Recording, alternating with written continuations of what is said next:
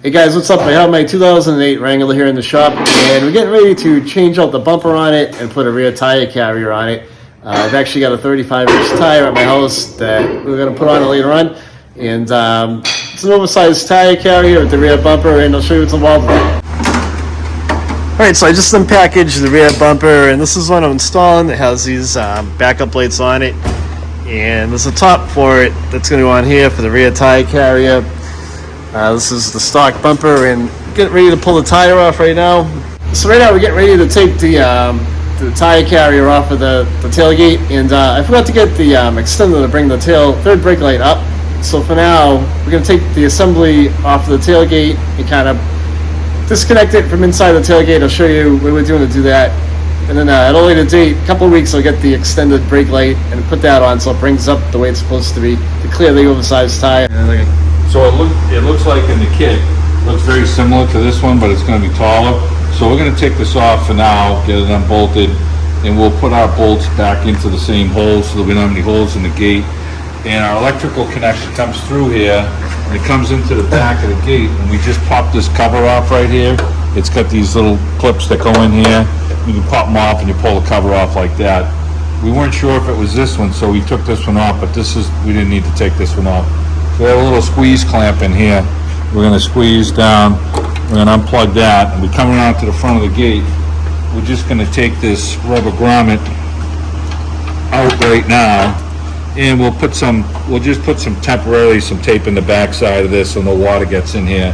And when he gets the new one, we'll see what comes with the kit. We're not sure if it looks like that the light and everything comes with the extended kit. We'll have to see.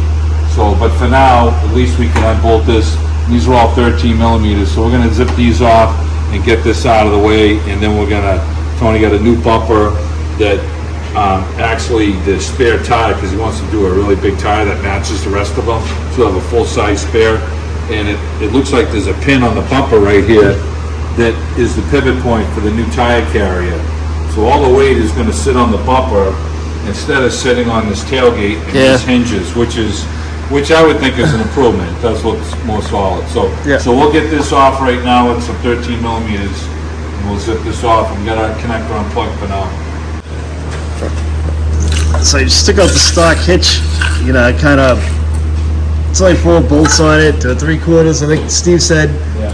And then to get them out, Steve ended up crowbar and put a pry bar on the muffler, bringing it down. I could worm the bolts out this way. So we got 2 16 or 5/8 on the side here. We're going to take 2 of them completely out, one on each side, and then let the bumper hang a little bit until we can grab it.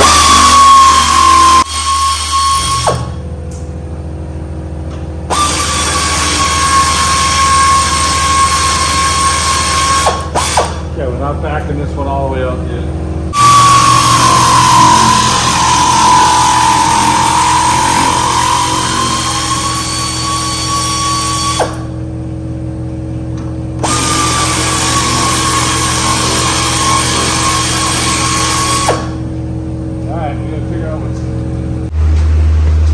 Rear bumper was fighting us a little bit, but there's 2 brackets in the middle, one there and one there. Once we took those 2 bolts out from underneath the frame right here, we were able to lift it up and over and take the rear bumper right off. It barely weighs anything.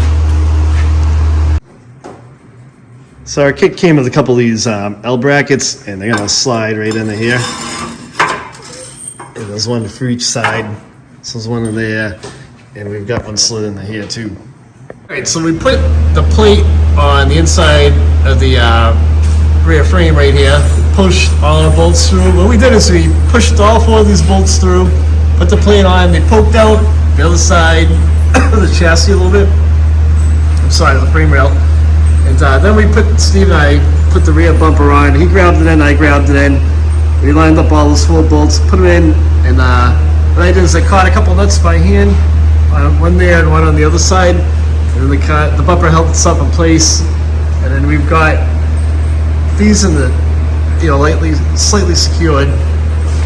And we're gonna start tightening these up and kind of mess with the bumper adjustment a little bit. We noticed that the washers that came with the kit are kind of small, so we're probably gonna put some bigger washers on here to actually cover the slot size, and I'm gonna do that right now.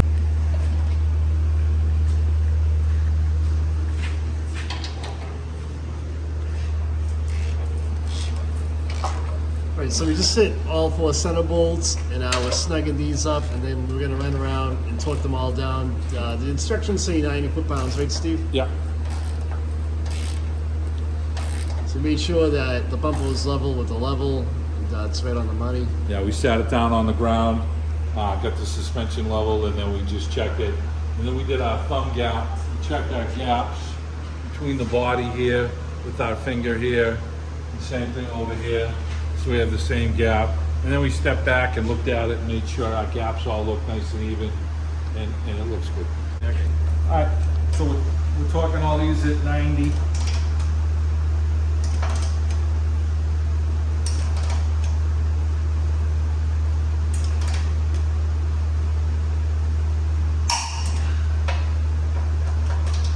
Pounds is a lot. It is a lot. That's what the instructions say, huh? 90 pounds. And it ain't inch pounds. I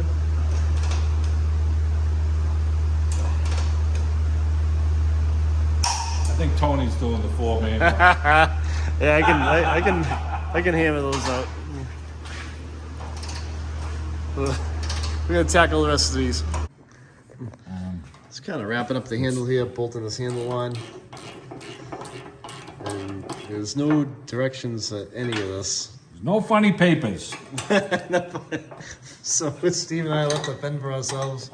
So what we're thinking is, so you have to push in on the handle, and then this twists right here, show them this? Yeah. This locks into place. And the way we did it was, we have a metal ring that they gave us and a rubber like a gasket. Yeah. And you're gonna want rubber in between the two metals, or this thing's gonna rattle all over the place. Right. So, you know, did you tighten this inner Allen one? No, that's the one I tightened. Okay, yeah. I'll double check it. So it looks like you line it up, you slide it into place, you push in on it, and then you twist. There's a big spring in here that we put inside here. Sure. That comes with it. Right. And that's why you have to push in on it to unlock it. And it's pretty rigid.